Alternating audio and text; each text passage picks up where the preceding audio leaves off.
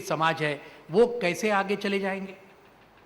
और ये आज के जमाने में इसका हमको सोच विचार करना चाहिए कि आज के जमाने में ये जो भूमंडलीकरण जो कहते हैं, उदारीकरण की जो नीतियां, लिबरलाइजेशन का जो बात चल रहा है, प्राइवेटाइजेशन की जो बात चल रही है, निजीकरण की, इन सब के चलते आज सरकार के ऊपर अमेरिका से और विश्व बैंक से, आईएमएफ से दबाव आ रहा है कि शिक्षा के ऊपर यानी तालीम के ऊपर खर्चा मत करो, रोजगार के ऊपर खर्चा मत करो। और अगर तालीम के ऊपर खर्चा मत करो तो फिर दूसरा विकल्प क्या निकलता है कि कोई निजी लोग ये उसके ऊपर खुद के कॉलेज खोलेंगे, खुद के स्कूल खोलेंगे, जबरदस्त डोनेशन लेंगे, कैपिटेशन फी लेंगे, और ये चलते हुए हमारे मुस्लिम समाज हो या हिंदू समाज हो या क्रिश्चियन समाज हो या दलित समाज हो या आदिवासी समाज हो, इनमें से अच्छे अच्छे बच्चे और बच्चियां भी आगे पढ़ नहीं सकती, क्योंकि उनके लिए ये होगा कि आगे जाना होगा तो आपको 1 लाख रुपए पहले दे दो, 2 लाख रुपए पहले दे दो। ये है उदारीकरण, निजीकरण और वैश्वीकरण की नीतियों का डायरेक्ट असर जो हमारे देश के मुसलमानों के ऊपर भी पड़ता है और बाकी सभी समाजों के ऊपर भी पड़ता है। ये एक बात रही।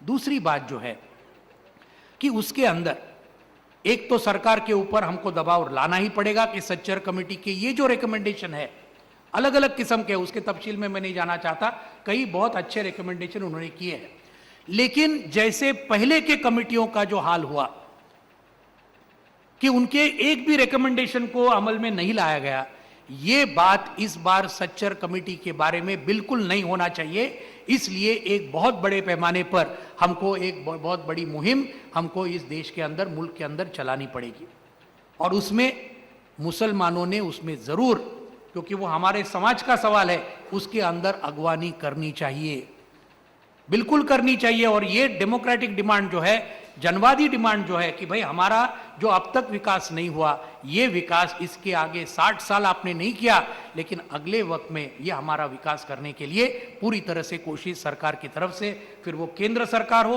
राज्य सरकार हो, इनकी तरफ से होनी चाहिए।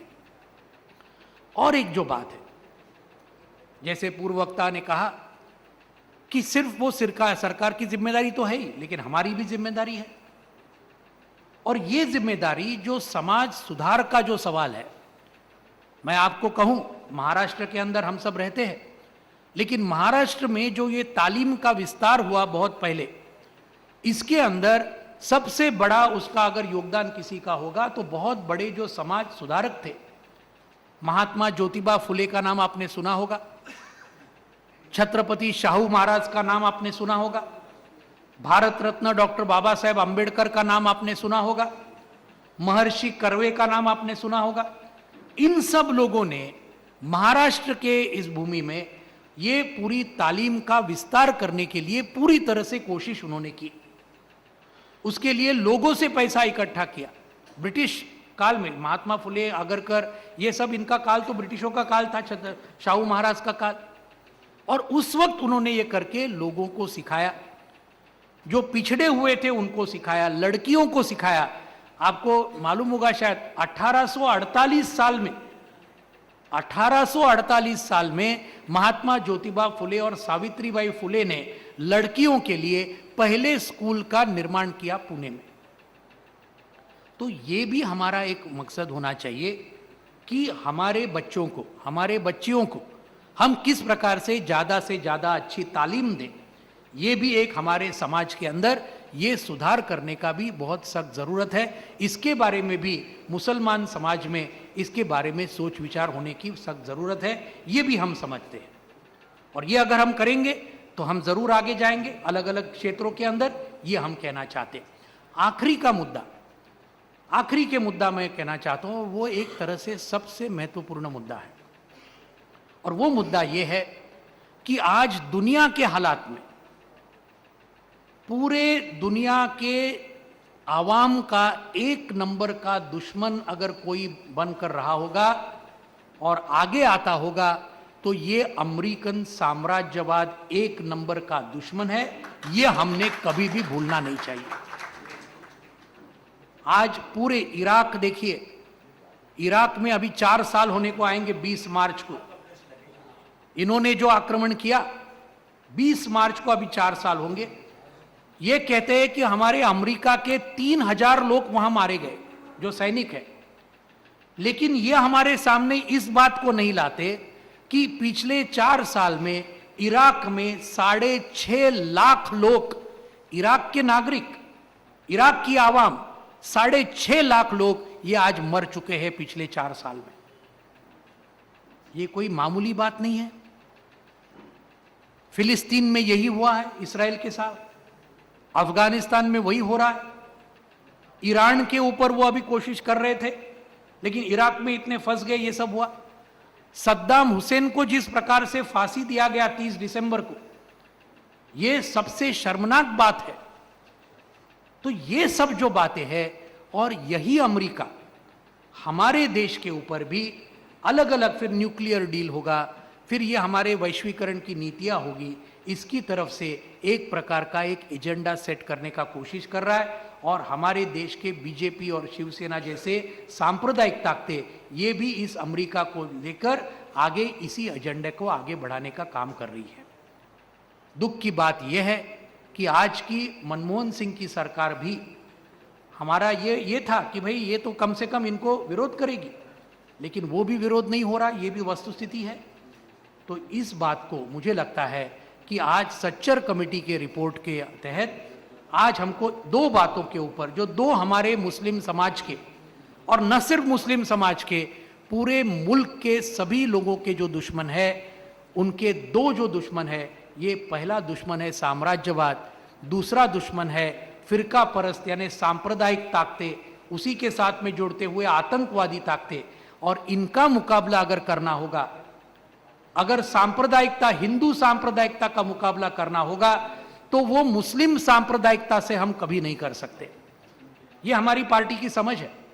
ये मुस्लिम सांप्रदायिकता से हम नहीं कर सकते, ये सिर्फ धर्मनिरपेक्षता के ऊपर हम कर सकते हैं। और ये करने के लिए मैं आखिर में सिर्फ 2 लफ्ज कहना चाहता हूं कि सांप्रदायिकता हो, ये साम्राज्यवाद हो, इनके खिलाफ इसके पहले बहुत लड़ाई हमने लड़ी और हमने जीती भी है। और उसके मुताबिक ये जो एक बहुत बड़े शायर ने जो कहा, यूं ही हमेशा खिलाए हैं हमने आग में फूल, यूं ही हमेशा खिलाए हैं हमने आग में फूल, न उनकी हार नहीं है न अपनी जीत नहीं, न उनकी हार नहीं है न अपनी जीत नहीं। तो इस जीत की तरफ हम सभी आगे जाने का पूरी तरह से कोशिश करें, और एकता के साथ इस मुल्क के लिए और पूरे विश्व के लिए एकता के साथ हम आगे जाए, यही आपसे दरख्वास्त करते हुए मैं मेरी तकरीर पूरी करता हूं। इनकिलाब जिंदाबाद।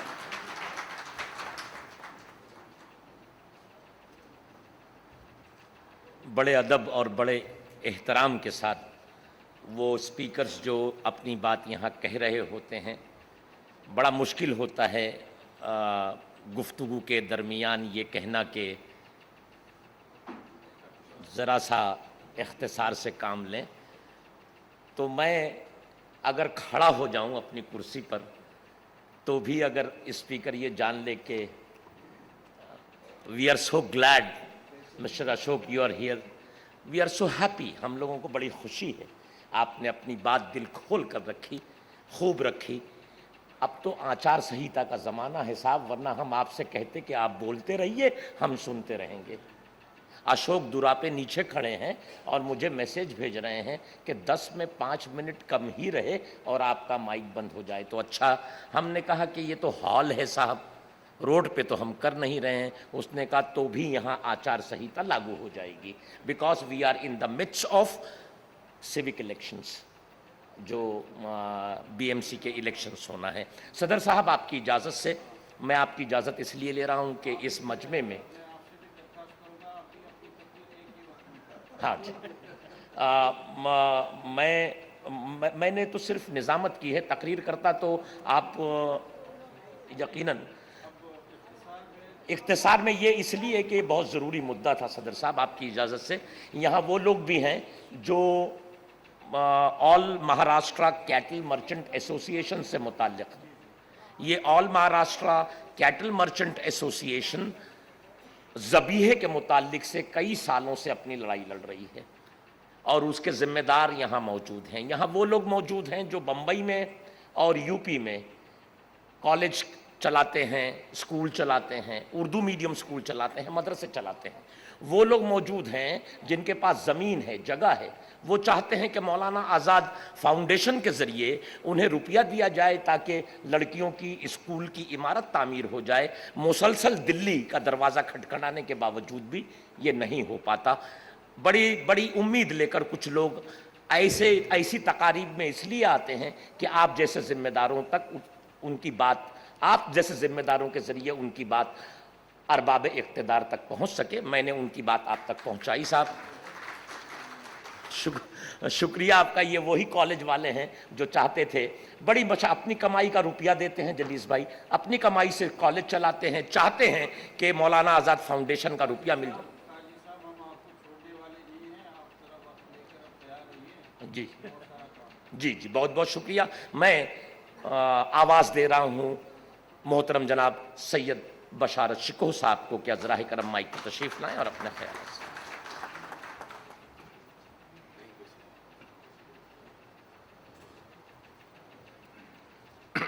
अस्सलामु अलैकुम। बिस्मिल्लाहिर्रहमानिर्रहीम।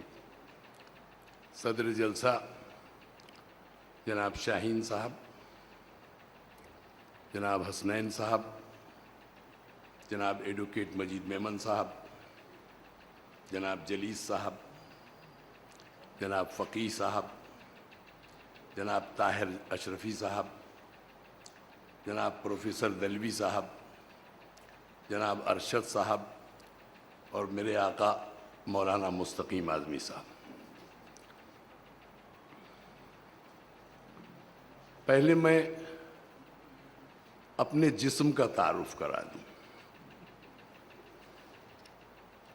मैं 31 साल से लेटा नहीं हूं,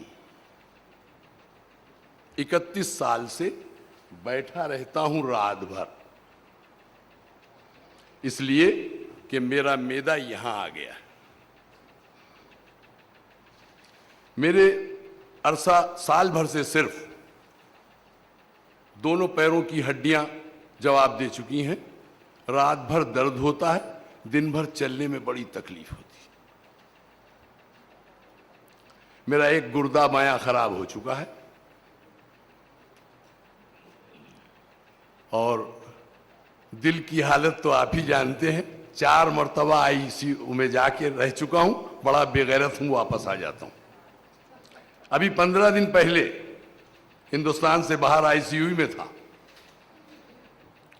मेरा दोनों फेफड़े खराब हो चुके हैं और 2 वक्त इनहेलर करता हूं। मुझे स्पॉन्डिलाइटिस है जिससे बहुत तकलीफ है। चूंकि मैं करीब 14 तरह के एंटीबायोटिक्स खाता हूं, इसलिए मुंह में छाले हैं और सर से खून जारी होता है। अब मेरी आंखें भी डॉक्टर कहते हैं कि कैटरैक्ट हो गया, लेकिन इसके बावजूद यहां आया हूं इसलिए कि मैं जानता हूं कि मुसलमान मुझसे कहीं ज्यादा बीमार है। मुझे बहुत सी बीमारियां हैं, मगर अल्लाह के करम से वो बीमारी नहीं है जो मुसलमानों में है, और वो है बेहिसी।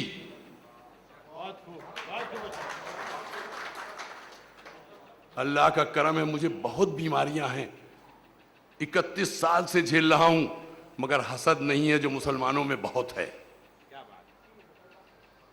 मजीद मेमन साहब कैसे एमपी हो जाएंगे, मैं टांग पकड़ के नीचे उतार दूंगा। अभी मुझे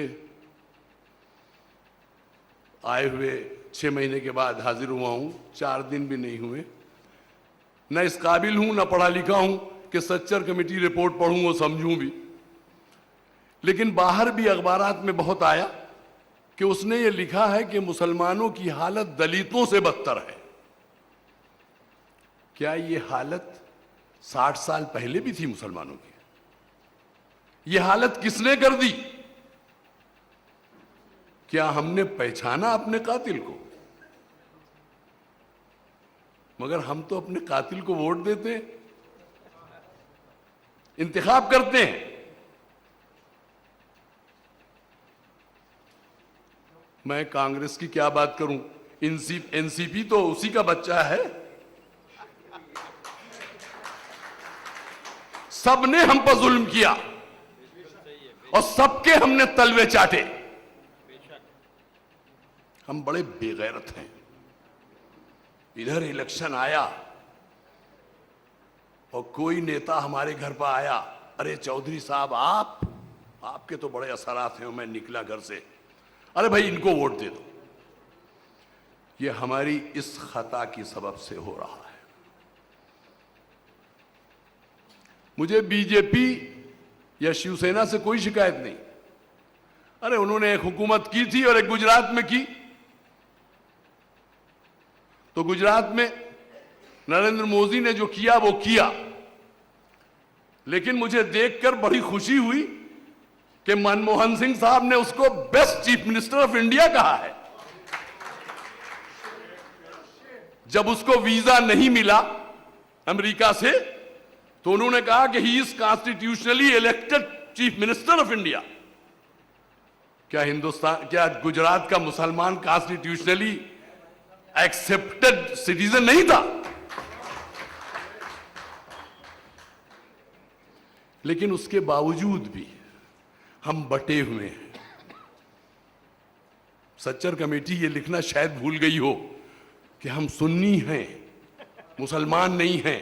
हम शिया हैं, मुसलमान नहीं हैं। हम देवबंदी हैं, मुसलमान नहीं हैं। हम बरेलवी हैं, हम मुसलमान नहीं। अरे इलाज तो मुसलमानों को, हाँ हम मुसलमान हैं ही नहीं तो इलाज कैसे हो? हम तो ऐसे ऐसे खानों में बांट दिए गए हैं कि मुत्तहद होकर कुछ मांग ही नहीं सकते। जो कौम मुत्तहद नहीं होगी उसको सब चर जाएंगे। सच्चर कमेटी की रिपोर्ट आई, रखिए इसको भी, बड़ी अच्छी रिपोर्ट होगी। अरे इसके पहले श्री कृष्णा कमेटी की रिपोर्ट आई थी, उसने क्या किया था? रिपोर्टें तो बहुत आती हैं। अभी गोपाल सिंह की बात हो रही थी, उस पर किसने अमल किया? खुद इंद्र कमाल गुजरात ने उर्दू की एक कमेटी, और उसके बाद जब खुद प्राइम मिनिस्टर हुए तो उसे उठा के नहीं देखा। हम इस हाल में हैं तो क्या सबसे पहली चीज, लोग एजुकेशन कहते हैं, सही है, एजुकेशन तो हमारे लिए जरूरी है, लेकिन शायद उससे ज्यादा जरूरी इत्तेहाद है। हम अपने घरों में इत्तेहाद पैदा करें, अपने महल्लों में इत्तेहाद पैदा करें, अपनी मस्जिदों में इत्तेहाद पैदा करें, और उसके बाद अपने माशरे में इत्तेहाद पैदा करें। जब हम मुत्तहिद हो जाएंगे, कोई हमारे हुकूक छीन नहीं सकता। ये दलित और बेदलित किसको क्या मिल रहा है? जो कौमें छीनना जानती हैं उन्हें मिलता है। आज एक सिख प्राइम मिनिस्टर है और एक Sikh chief of the army staff है और एक Sikh next to prime minister planning commission का डिप्टी चेयरमैन है। ये छीनने वाले लोग हैं, हम मांगने वाले लोग हैं। मांगने वाले को धुतकार दिया जाता है। सबसे बड़ी चीज, अभी कुछ दिन हुए मैं जब जा रहा था हिंदुस्तान से बाहर, तो 1-2 दिन पहले एक जलसा था, उसमें गया। उसमें बहुत बड़ा बोर्ड लगा हुआ था, मुसलमानों के जवाल के असबाब।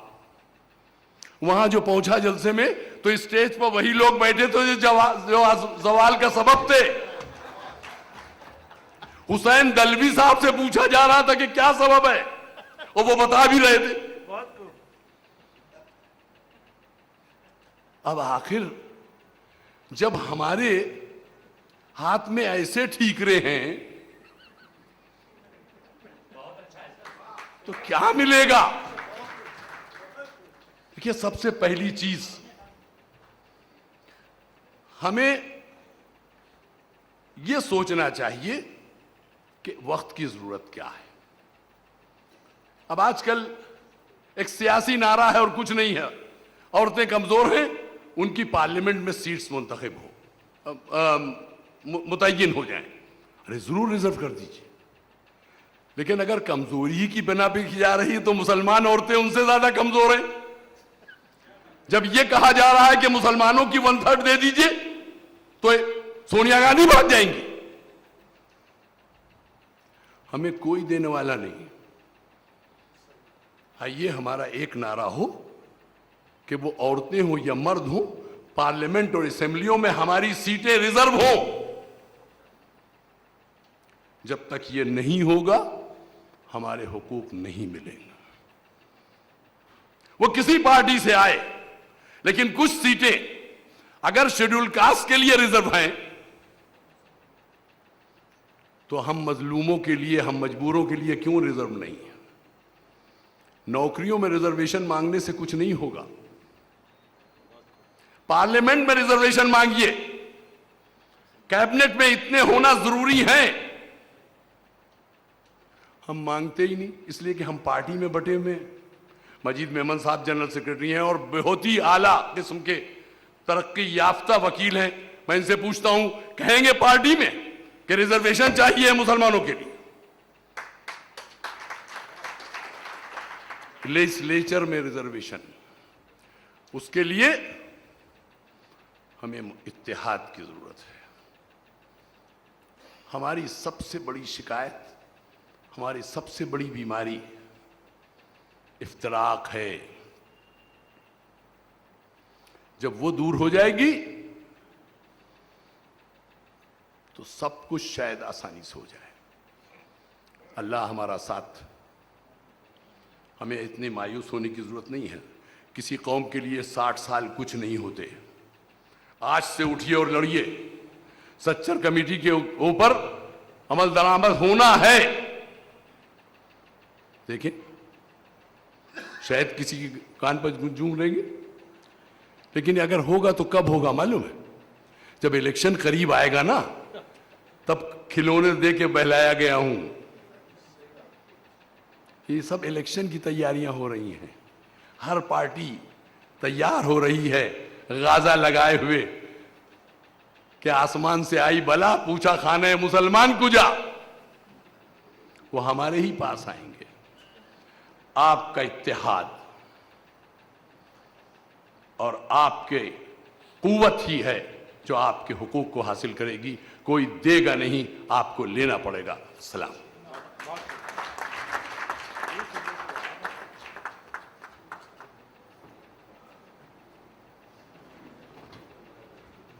दोस्तों, मैं मोहतरम जनाब जलीस शेरवानी साहब से गुजारिश कर रहा हूं, अज़राए करम माइक पे तशरीफ़ लाएं और अपने ख्यालात से हमें नवाजें। मोहतरम जनाब जलीस शेरवानी साहब।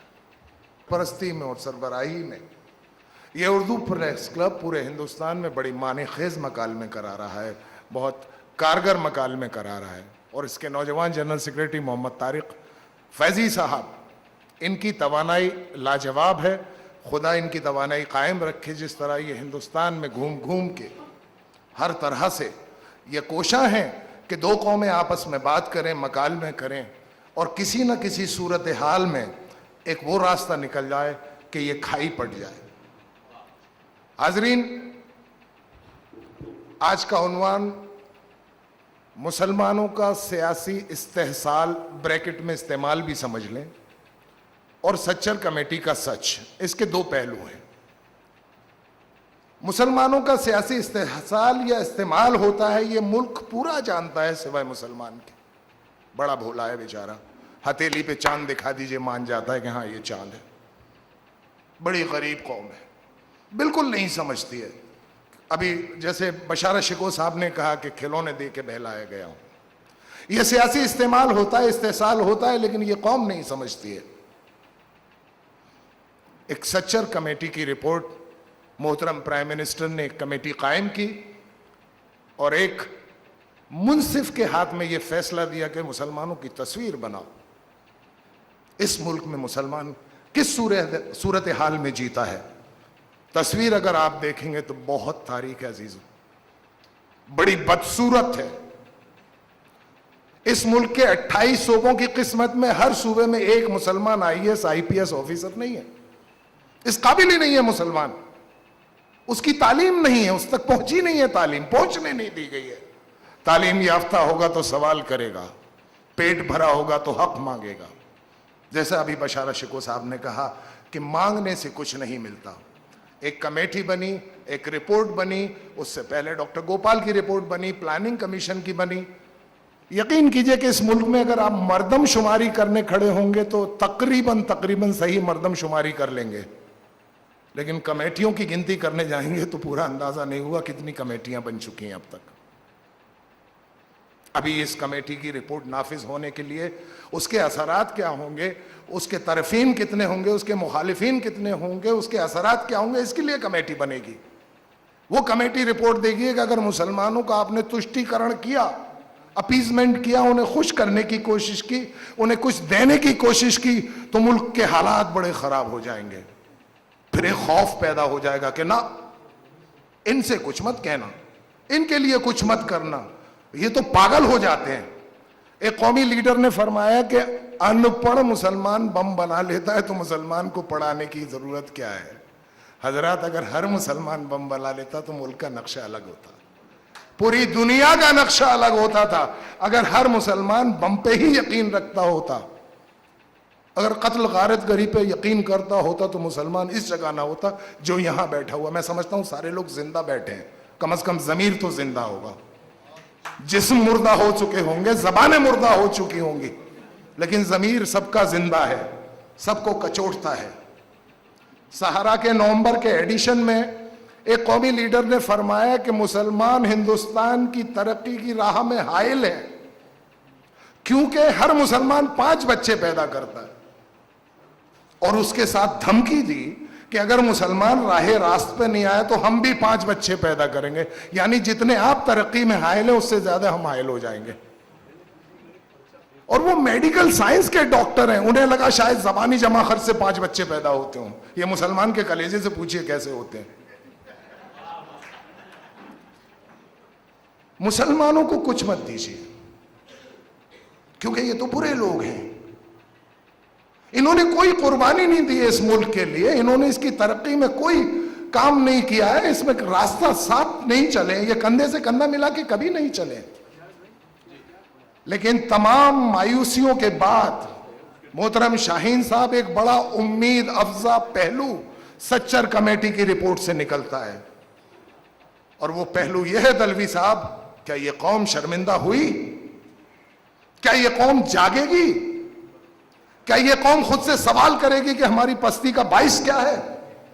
क्या इसके अलम बरदार शर्मिंदा होंगे? क्या वो ये महसूस करेंगे कहीं ना कहीं हमारी वजह से ये कौम गुमराह है? ये शिया है, ये सुन्नी है, ये बरेलवी है, ये देवबंदी है, मस्जिद की लड़ाई के लिए सड़कों पे निकालने के बजाय तरक्की के रास्ते पे साथ लेके क्यों नहीं चलते? ये उन उलामा की जिम्मेदारी है, उन मौलवियों की जिम्मेदारी है, उन अलम बरदारों की जिम्मेदारी है, कौम की राहबरी की। एक आम आदमी की जिम्मेदारी नहीं है। वो फॉलोअर है, वो भीड़ है, वो पीछे चलती है अपने नेता के। लेकिन मुसलमान नेता जिस वक्त उरूज पे आता है, उसे शोहरत हासिल होती है, तो चारों तरफ से गिद्ध की तरह उसे नोचने को लोग तैयार हो जाते हैं। एमपी बना दिया जाता है, एमएलए बना दिया जाता है, एमएलसी बना दिया जाता है, और उसके बाद उसके गले में इतनी बड़ी गांठ निकलती है, आवाज नहीं निकलती फिर उसकी। मुसलमानों की बात करने के लिए उसके गले में दम नहीं रहता, आवाज नहीं होती, बड़ी गांठ निकल आती है। उसे खतरा रहता है कि जो कुछ मुझे नवाजा गया है वो सब छीन लिया जाएगा।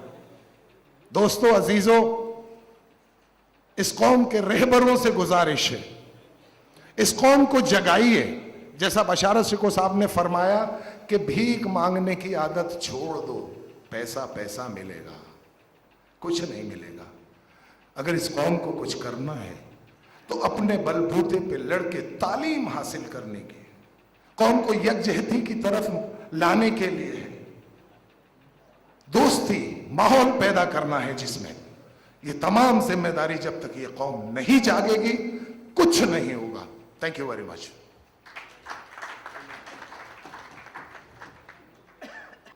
मोहतरम जनाब अबू आसिम आज़मी साहब मेंबर ऑफ पार्लियामेंट हमारे दरमियान तशरीफ़ ला चुके हैं। मैं उनसे गुजारिश कर रहा हूँ वज़राए करम स्टेज पे तशरीफ़ ले आएंगे। नहीं, वो 2 के बाद ही हो पाएगा भाई, इतनी जल्दी आप जाइएगा तो कैसे लोग, मतलब जी। मैं मोहतरम जनाब एडवोकेट मजीद मेमन साहब से गुजारिश कर रहा हूं कि अज़राए करम माइक पर तशरीफ लाएं।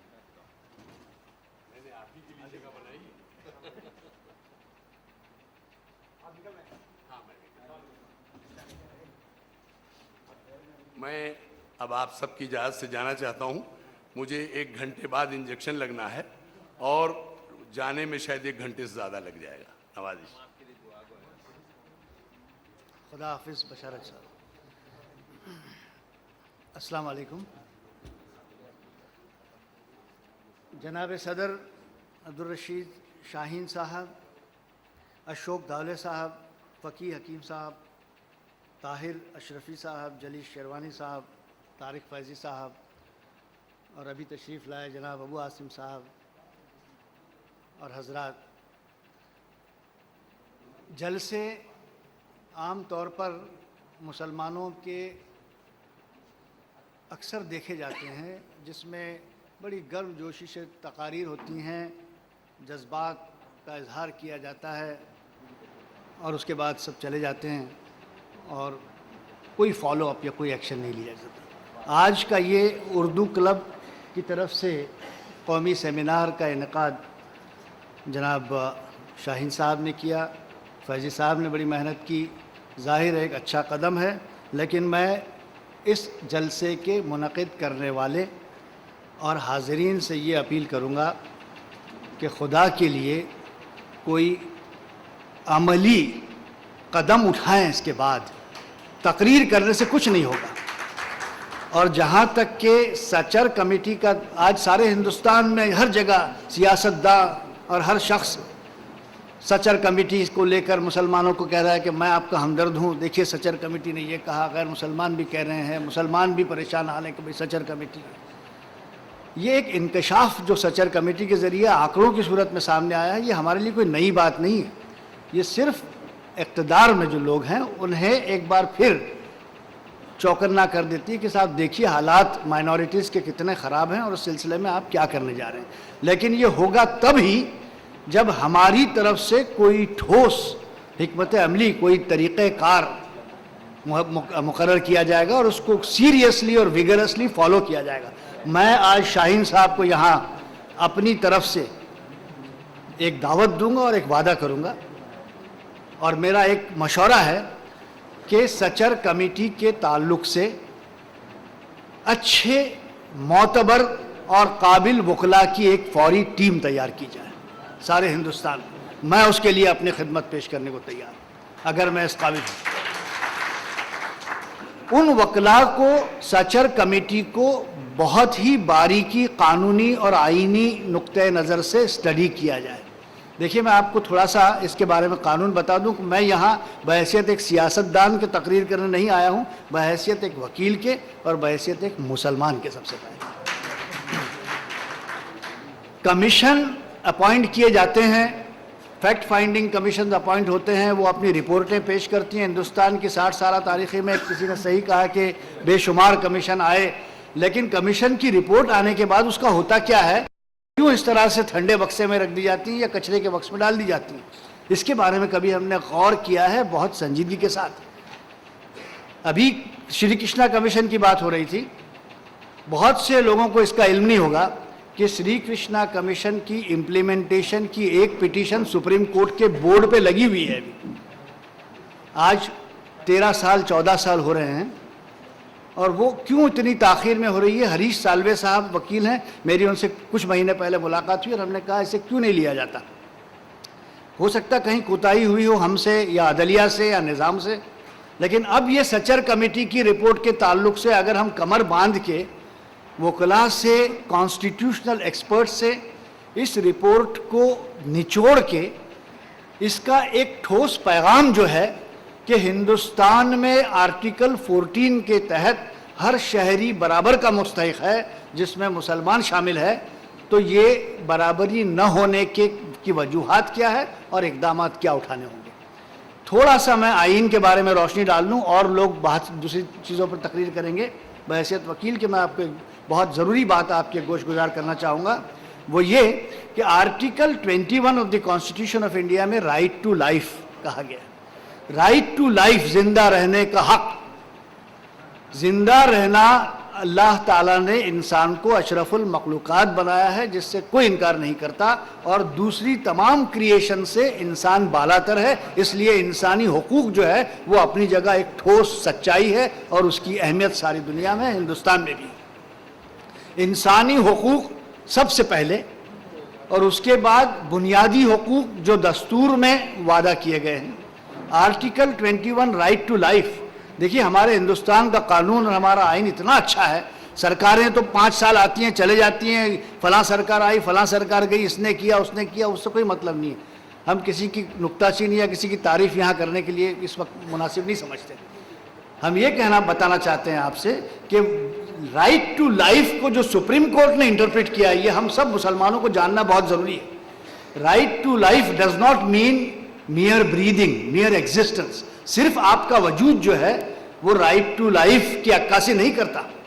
हिंदुस्तान में जो आइन के तहत वादे किए गए हैं, जो आपका बुनियादी हक कहलाता है, उसके तहत राइट टू लाइफ को सुप्रीम कोर्ट ने इंटरप्रेट किया है। और वो सुप्रीम कोर्ट के इंटरप्रिटेशन में उन्नी कृष्णन का जजमेंट है, कई सारे जजमेंट हैं जो आप कानून के हवालों से देखोगे, और 141 जो दफ़ा है कॉन्स्टिट्यूशन का, उसके तहत वो कानून बन चुके हैं। उसमें सुप्रीम कोर्ट का ये कहना है कि राइट टू लाइफ मीन्स जिंदा रहने का हक, मतलब बेखौफ जिंदगी, खुशहाल जिंदगी, बावकार जिंदगी।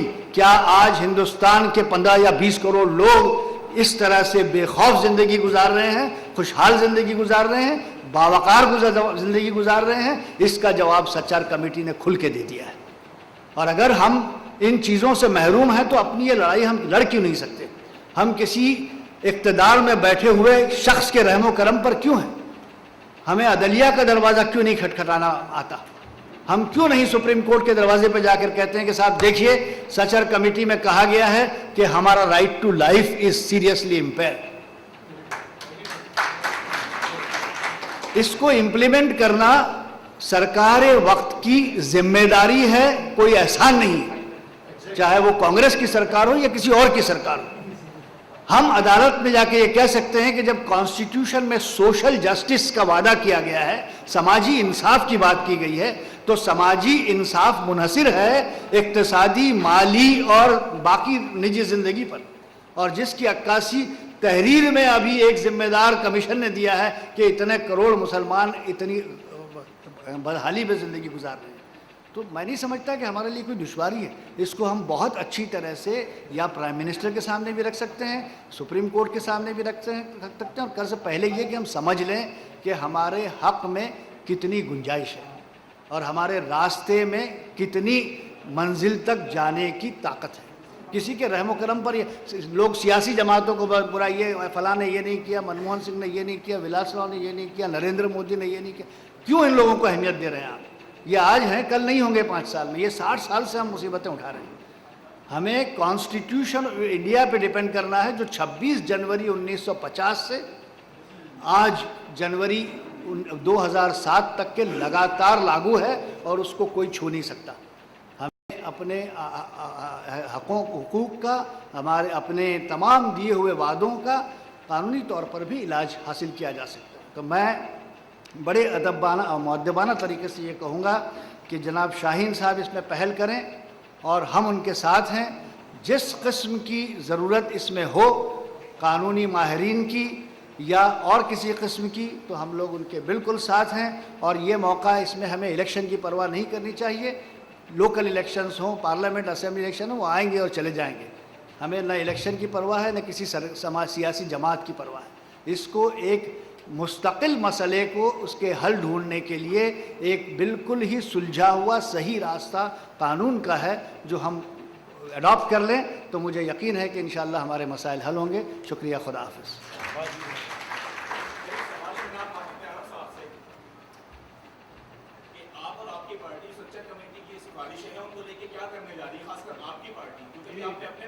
मैंने कहा कि मैंने सियासत बाहर रखी है और बहैसियत वकील और एक मुसलमान के मैं यहाँ आया हूँ।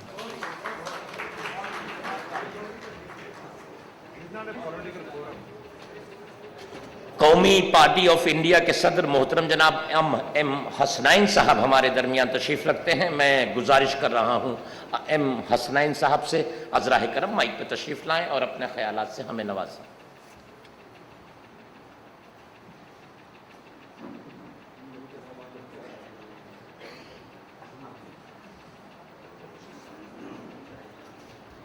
अस्सलाम वालेकुम।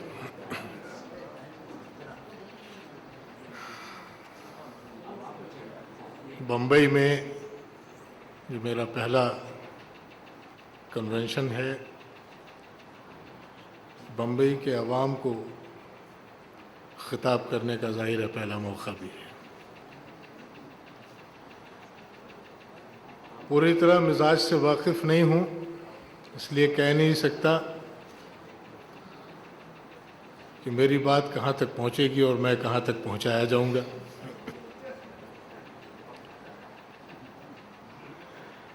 बहुत देर से दानिशवराना ख्यालात समात कर रहा हूँ, सुन रहा हूँ, गैरों के सितम देखे,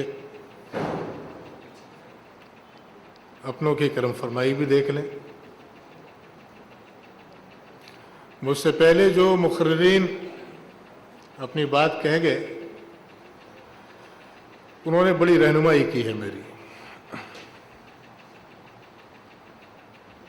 कुछ सवालात जहन में कायम हुए हैं, जानना चाहूँगा।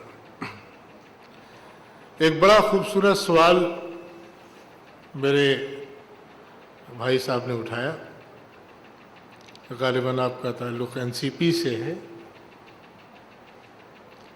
जो कि कोलिशन में सरकार भी चला रही है बम्बई में। जी शुक्रिया। बहुत प्यारा, बड़ी प्यारी फरमाइश है, प्यारा सवाल है। आपने कहा है कि भाई 20 साल तक मुसलमान सियासत छोड़ दें। मैं जानना चाहता हूं कि आप कब छोड़ रहे हैं। बहुत तल्ख बात है, कड़वी बात, बुरी बात। बंबई में उतरने के बाद मैंने सोचा था कि इस फिल्मी नगरी में मैं तलखियों से अपनी शुरुआत नहीं करूंगा,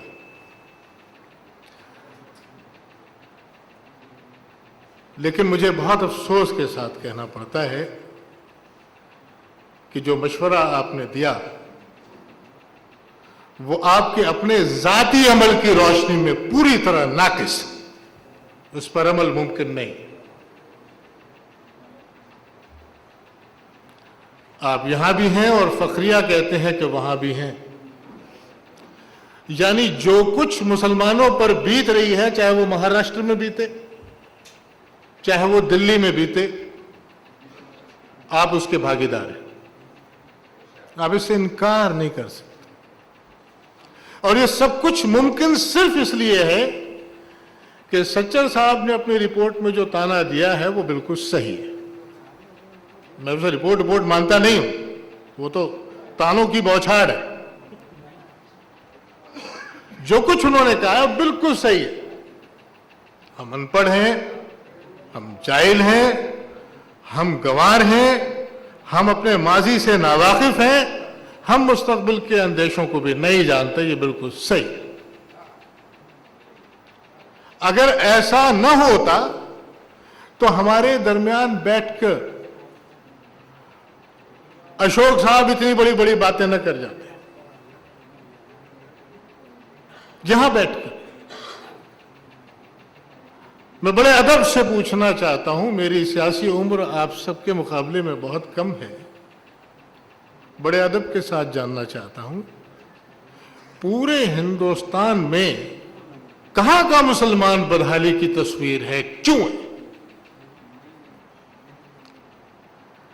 क्या यह गलत है कि अगर आपको दिल्ली की सड़कों पर बदहाल मुसलमानों का नमूना देखना हो तो बंगाल के मुसलमानों को देख लें। बंगाल की गर्दन पर आप तो 30-35 वर्षों से सवार हैं।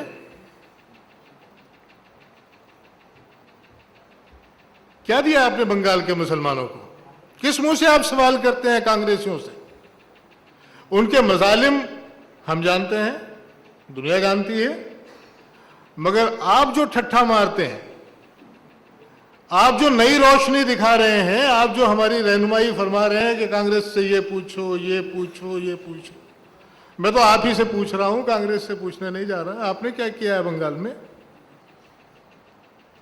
बंगाल के मुसलमानों को हर सतह पर पीछे रखने का काम आपने किया है। अगर आप समझते हैं कि मरकज में कांग्रेस ने अपनी हुकूमत के दौरान ऐसी पॉलिसियों को तरतीब दिया जिससे मुसलमानों को हिंदुस्तान की सतह पर ढकेला जा सकता था पीछे की जानिब से, तो यकीन मानिए कि यही काम आपने बंगाल में खुद अपने हाथों से किया है। और किससे सवाल पूछ रहे हैं भाई आप? किससे पूछ रहे हैं? आप भी सरकार चला रहे हैं, यहां किससे पूछ रहे हैं? अगर आप मुसलमानों की बदहाली के ताल्लुक से कुछ कहना चाहते हैं, जाइए पार्लियामेंट में पूछिए, बोलिए, पार्लियामेंट में चिल्लाइए। पार्लियामेंट में तो लेन देन हो रहा है, पार्लियामेंट में तो कुर्सियां अदली बदली जा रही हैं। मुझे ये मिनिस्ट्री चाहिए, मुझे ये चाहिए, मुझे ये चाहिए, हमें ये बेनिफिट चाहिए, हमको ये फायदा चाहिए। ये हो रहा है पार्लियामेंट में। और क्या हो रहा है पार्लियामेंट में? पार्लियामेंट में आप ऐसा कोई सवाल नहीं उठाते। जब मुसलमानों के दरमियान आते हैं तो फिर आपको याद आता है कांग्रेस ने ये किया या कांग्रेस ये कर रही है। भाईजान, आप अपोजिशन में होते तो आपके मुंह से निकली हुई हर बात का हम खैर मकदम करते। आप रहिए ना, कोई आप पर तनकीद नहीं करेगा, मगर वो जो सत्ता सुख, इख्तिदार का जो नशा, इख्तिदार का जो मजा लगा है आपको, तो इतनी आसानी से आप अब उससे पीछा नहीं छुड़ा सकते। और यह खमियाजा मुसलमानों को भुगतना पड़ेगा, उसकी कीमत मुसलमानों को देनी पड़ेगी। सच्चर से पहले भी रिपोर्ट्स आई, सैयद बशारत शिकोह साहब ने बहुत कड़वी मगर सही बातें कही। इसी शहर में मुसलमान गाजर मूली की तरह काटे गए। 97 की बात। कौन सा कमीशन बना था? श्री कृष्णा कमीशन बना। क्या हुआ उसका? मैंने तो सुना है कि उसकी रिपोर्ट को लोगों ने सरेआम हाउस के अंदर फाड़ा था। क्या एक्शन हुआ उनके खिलाफ? जो उसकी रिकमेंडेशंस थी, क्या उस पर अमल हुआ? ये वो बदनसीब शहर है कि जहां के लोग बराह रास्त पुलिस के मजालिम का शिकार हुए। पुलिस वाले एक दूसरे को फोन करके बता रहे थे, इसको यहां मारो, उसको वहां मारो। क्या गलत तो नहीं है? एक दूसरे को हिदायत दी जा रही थी, सारी दुनिया को पता था। हम लोग अपने जमाने में, चौंकिएगा मत, किसी जमाने में जब हम सर्विस में थे तो एक कहावत थी कि if you want to take no decision set up a commission. अगर आप कोई फैसला नहीं करना चाहते, टाल मटोल करना चाहते, तो आप कमीशन कायम कर दीजिए। 1992 में बम धमाका हुआ, कौन सा कमीशन था? कोई कमीशन बना था? जो बम धमाके हुए थे उसके खिलाफ कोई कमीशन बना था? इंप्लीमेंटेशन हुआ, एक्शन हुआ। उनके लिए एक्शन है, हमारे लिए कमीशन है। मैं इसे कमीशन नहीं, ओमिशन कहता हूं। सी अलग से लग गया इसमें। वहां भी कमीशन कायम होता, 20 साल बाद उसकी रिपोर्ट आती, इंप्लीमेंटेशन के लिए टाल मटोल होता। मैं मान जाता कि मुसलमान और हिंदू इस मुल्क में एक सतह पर है। ऐसे नहीं मानूंगा। ये बात सुनने में अच्छी लगती है, बुरी लगती है, वो एक अलग बात। एट पार आप नहीं समझते दोनों को। बम धमाके हुए, आप खबर खोद कर लोगों को निकालने की तैयारी कर रहे हैं। इंटरपोल की मदद लो, कराची जाओ, दुबई जाओ, पकड़ो पकड़ो उन्हें। जो गरीब कह रहे हैं कि साहब मेरा तो इस मामले से कोई ताल्लुक ही नहीं, उनको भी जेल भेजो, जिंदगियां खराब कर डालो। और इसी शहर में एक शख्स बैठा है, जल्लाद बैठा है यहां पर, वो खुलेआम कहता है कि जो कुछ किया हमारे आदमियों ने बिल्कुल ठीक किया, हमें उस पर गर्व है। क्या गाजर मूली उखाड़ ली यार आपने? सरकार चलाते हैं आप। पिछले 60 वर्षों से हम देख रहे हैं, दिल में बुराई रखकर, मीठी मीठी बातें करके हिंदुस्तान को चलाने की कोशिश की जा रही है और मुसलमानों को बहलाया जा रहा है। और अब ये सियासत जो किसी जमाने में कांग्रेस की शनाख्त थी, बुनियाद थी, उसे सबने पकड़ ली। तो माफ कीजिएगा अशोक जी, आपकी पार्टी भी पीछे नहीं है, आपने भी वही काम शुरू कर दिया। मुसलमानों की पीठ थपको, उन्हें शाबाशियां दो, खां साहब कहो, जज्बाती बातें करो। मैं कहता हूं ये जो पॉलिटिकल एक्सप्लॉइटेशन है, पॉलिटिकल एक्सप्लॉइटेशन तो होता ही है, इमोशनल एक्सप्लॉइटेशन भी हो रहा है। सुनिए आप किस तरह से हो रहा है। अजय साहब हमारा सबसे बड़ा क्रिकेटर अजहरुद्दीन है, हम भूल नहीं सकते। अजय हमारे सबसे बड़े अदाकार दिलीप कुमार हैं, हम भूल नहीं सकते। हमारे सबसे बड़े मौसीकार नौशाद साहब थे, हम भूल नहीं सकते। आज 3 खानों का राज है, सलमान खान, आमिर खान और शाहरुख खान, हम भूल नहीं सकते। क्या है ये? अगर आप इस फेरिस्त को मुरतब करना शुरू करेंगे तो 100 तक गिनती नहीं पहुंचेगी हुजूर। 22 करोड़ आबादी है इस मुल्क में मुसलमानों की। 100 आदमियों को प्रमोट करके, जिंदा करके आप 22 करोड़ मुसलमानों को अपने पांव की जूती बनाकर रखना चाहते हैं, यह मुमकिन नहीं है। ये खेल चलने वाला नहीं है। अगर आप ये समझते हैं कि इस हॉल में अब सब उल्लू के पट्टे ही रहते हैं, तो ऐसा कुछ नहीं। यह दुरुस्त है कि हमने 50-60 वर्षों में आपको बहुत खामोशी से देखा है। एक गिल्ट था मुसलमानों के ज़हन में, साहब पाकिस्तान बन गया, न बनता तो अच्छा होता। एक गिल्ट था, मुजरिम ज़मीरी का एहसास था। नई नस्ल उस एहसास से पूरी तरह आजाद है। वो इन मक्कारियों को कबूल करने के लिए तैयार नहीं है।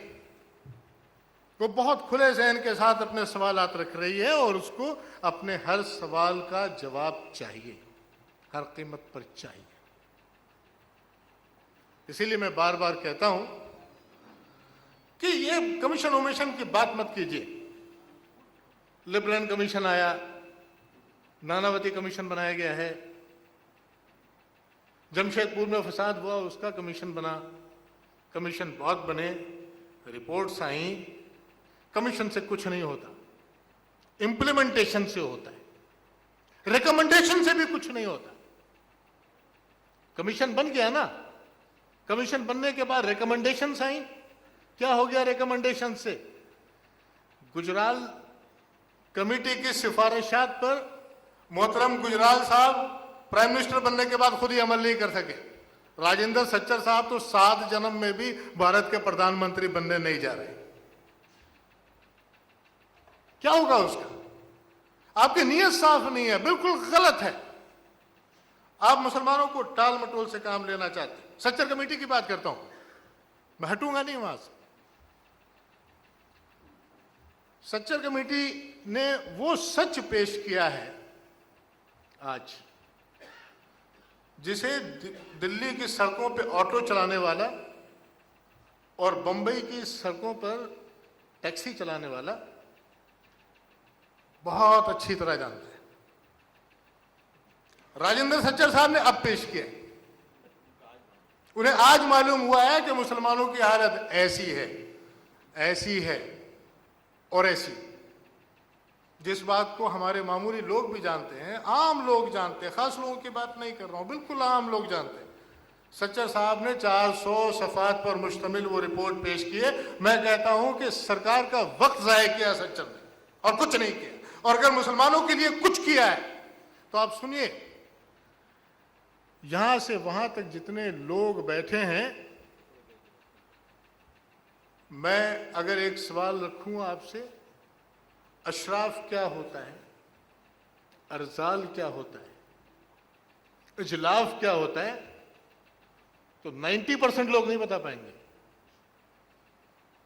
90%, 90 क्या, मैं तो समझता हूं कि 95% लोग जो यहां बैठे हैं, अगर उनसे कहूं कि अशराफ क्या होता है, इजलाफ क्या होता है, अर्जाल क्या होता है, वो नहीं बता पाएंगे। सच्चर साहब ने अपनी रिपोर्ट में इसका तस्करा किया और मुसलमानों की पसमानदगी का जिम्मेदार भी बड़ी हद तक इसको करार दिया। आखिर सरकार के आदमी थे ना, सरकार को बचाना जो था। पिछले 60 वर्षों में मुसलमानों की जो दुर्गत बनी है, इसकी जिम्मेदार हुकूमतें नहीं है। मैं ये नहीं कह रहा हूं कांग्रेस हुकूमत और बीजेपी हुकूमत, इसकी जिम्मेदार हुकूमतें नहीं है, इसके जिम्मेदार खुद मुसलमान हैं। इसलिए कि वो 3 तबकों में बटे हैं, अशराफ हैं, अजलाफ हैं और जाल हैं। और मैं बता रहा हूं, मैं बंबई में खड़ा हूं भाई, बंबई में 95% लोग इस हॉल में ये बताने से कासिर है। मैं खूब दावे से कहता हूं, मैं एक आम आदमी की बात नहीं कर रहा हूं, पुरमक्स लोग यहां पर मौजूद हैं। अगर इनका 95% हिस्सा ये बताने से कासिर है कि अर्जाल क्या है, जुलाफ क्या है और अशराफ क्या है, तो आप बताइए पूरी कौम के लिए कोई मसला है? कोई मसला है ये? मगर सच्चर साहब को हुकूमत को बचाना था, मुसलमानों पर जिम्मेदारी डालनी थी। उनके लिए तो साहब स्कूल सरकार बनाएगी, उनके लिए मंदिरों के लिए और क्या कहते हैं मठों के लिए 1-1 रुपए की टोकन वैल्यू पर एकड़ जमीन, कई एकड़ जमीन दी जाती है। और आप अगर किसी मस्जिद के लिए जो आपने किसी पार्क को घेर घार कर बना रखी है, आप अगर लेफ्टिनेंट गवर्नर दिल्ली से कहते हैं कि भाई जरा पैसे ले लीजिए और अब ये मस्जिद हमारे नाम कर दीजिए, नहीं, पार्क में है, मस्जिद अनऑथराइज्ड है, हटाई जाएगी। ये चीज आप देखिए, इसको समझने की कोशिश कीजिए। वहां रवैया कुछ है, आपके साथ रवैया बिल्कुल कुछ है। आप कहां पहुंचेंगे? जो चोट सियासत आपको पहुंचा रही है, उस चोट का इलाज भी सियासत में ही है, कहीं और नहीं है। और उसे शो बॉय नहीं हल कर सकते। और जिम्मेदारी के साथ कह रहा हूं, दुनिया भी देखी है, हिंदुस्तान भी देखा है, तारीख भी पढ़ी है, अपने नेताओं को देख भी रहा हूं और आने वाली नस्लों को पहचानने की कोशिश भी कर रहा हूं कि वो कहां पहुंचेंगी। जिस बीमारी की असल वजह सियासत है, ये सियासी मार के शिकार है आप, हम सब। जाहिर सी बात है 1947 के बाद आपकी ये दुर्गति हुई है, 1947 के पहले नहीं थी। 1947 के पहले 35% आप एडमिनिस्ट्रेशन में थे, 5% ब्राह्मण एडमिनिस्ट्रेशन में था। आज वो 70% क्यों है? आप 1% क्यों है या 2% क्यों है? इस सवाल का क्या जवाब है किसी के पास? मैं इसीलिए कहता हूं, इधर उधर की बात मत कीजिए। जैसे बंबई वाले कहते हैं कि भाई बिजनेस की बात कीजिए। क्या करेंगे आप, ये बताइए। ये मत सुनाइए कि साहब ऐसा हुआ वैसा हुआ, नहीं। अब बताइए, अब क्या करेंगे? अगर कुछ कर सकते हैं तो बहुत अच्छी बात है। हालांकि मैं बड़ी जिम्मेदारी से कहता हूं कि मेरी ये बात आपकी समझ में आ जाती है, कल आती है, 10 बरस के बाद आती है या 100 साल के बाद आती है, ये तो आप जाने, ये आपका मनसब जलील है कब आपकी समझ में ये बात आती है। मगर कभी ना कभी आपको इस मकाम पर आना पड़ेगा कि हिंदुस्तान में तबकाती कशमकश एक सच्चाई है, आप इससे इनकार नहीं कर सकते। और मजहब की बुनियाद पर मुनाफरत भी एक सच्चाई है, आप इससे भी इनकार नहीं कर सकते। अगर इस मुल्क में 2% लोग मजहबी नाम से एक सियासी पार्टी बनाकर तरक्की कर सकते हैं, तो माजिद मेमन साहब ही बता सकेंगे कि दस्तूर हिंद की वो कौन सी दफा है, वो कौन सी शिक है जिसको बुनियाद बनाकर लोग ये कहते हैं कि मुसलमानों की अपनी कोई सियासी पार्टी नहीं होनी चाहिए। कौन सी बुनियाद है? इस पर गौर कीजिए। अगर आप ये समझते हैं कि पिछले 50-60 वर्षों में जो कुछ हुआ है वो सही हुआ है, गलत नहीं हुआ, तो आप रोते क्यों हैं, कन्वेंशन क्यों करते हैं? कभी आपने किसी स्वर्णों को भी कन्वेंशन करते हुए देखा है? क्यों कन्वेंशन करते हैं? रोते क्यों, चिल्लाते क्यों हैं, परेशान क्यों होते हैं? और अगर आपको ऐसा लगता है कि जो कुछ हुआ है वो गलत हुआ है, तो आप अपने रास्ते को तब्दील कर क्यों नहीं देते? बदलिए इसको। You have a lot of options। सवाल इसका नहीं है कि आप सब कौमी पार्टी के झंडे के नीचे जमा हो जाएं। सवाल यह है कि अगर इस मुल्क में चमार अपनी सियासी पार्टी बना सकते हैं, सिख अपनी पार्टी बना सकते हैं, यादव अपनी सियासी पार्टी बना सकते हैं, मजदूर और किसान अपनी पार्टी बना सकते हैं, तो मुसलमान एक फिरके की हैसियत से अपनी पार्टी क्यों नहीं बना सकते? अगर इस मुल्क के मफादात मुसलमानों की सियासी पार्टी बनने से खतरे में पड़ जाते हैं तो यकीन कीजिए ये खतरे की घंटी है। ये रिस्क तो आपको लेना ही पड़ेगा, आज लें कल लें, ये खतरा तो आपको मोल लेना पड़ेगा। 60 वर्षों में आप वहां से निकलकर नाले के किनारे पहुंचे।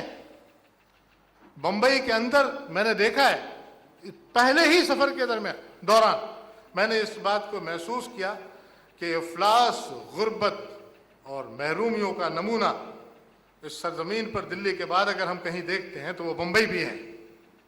ये 2-4 भिंडी बाजार से कुछ नहीं होता। झोपड़पट्टियों में जिस तरह मुसलमान हैं वो आप मुझसे बेहतर जानते हैं। जहां वो हैं, कहां कल हमारी नस्ल भी वहां मौजूद हो सकती है। इसलिए आइए, आगे बढ़िए, हाथ मिलाइए। मैं नहीं कह रहा कि आप हमारे साथ आइए, आप अपनी क़यादत को पैदा कीजिए। ये बहुत जरूरी है, बहुत जरूरी। शुक्रिया।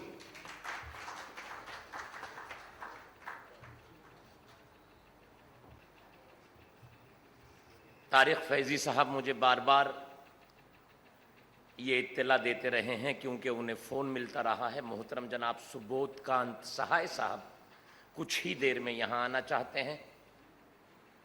उर्दू प्रेस क्लब पूरे मुल्क के बड़े बड़े शहरों में मुख्तलिफ उन्वानात के साथ अलग अलग वक्तों में जिन तकारीब को मुनक़िद किया है इस क्लब ने, उसका तमाम तर सहरा मोहतरम जनाब तारिक फैज़ी साहब के सर है। और आज भी उन्होंने तमाम सियासी जमात के लोगों को, तमाम बीएसपी से भी गांधी आज़ाद साहब को यहाँ आना था, बीजेपी से वर्मा जी को, साहिब सिंह वर्मा साहब को यहाँ आना था, शिवसेना से अशोक गीते साहब ने, आनंद गीते साहब ने बाकायदगी से वादा किया था, प्रॉमिस किया था कि मेरा नाम इश्तिहार में दीजिए, मैं आऊँगा। तारिक फैज़ी साहब ने तमाम सियासी जमात के नुमाइंदों को यहाँ स्टेज पर जमा किया है। इसलिए अगर किसी एक सियासी जमात के नज़रिए से किसी दूसरी सियासी जमात के